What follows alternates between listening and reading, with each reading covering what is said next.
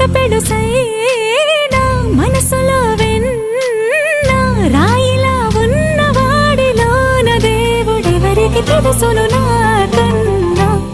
చూసేకి అగ్గిరవ్వ మాదిరే ఉంటా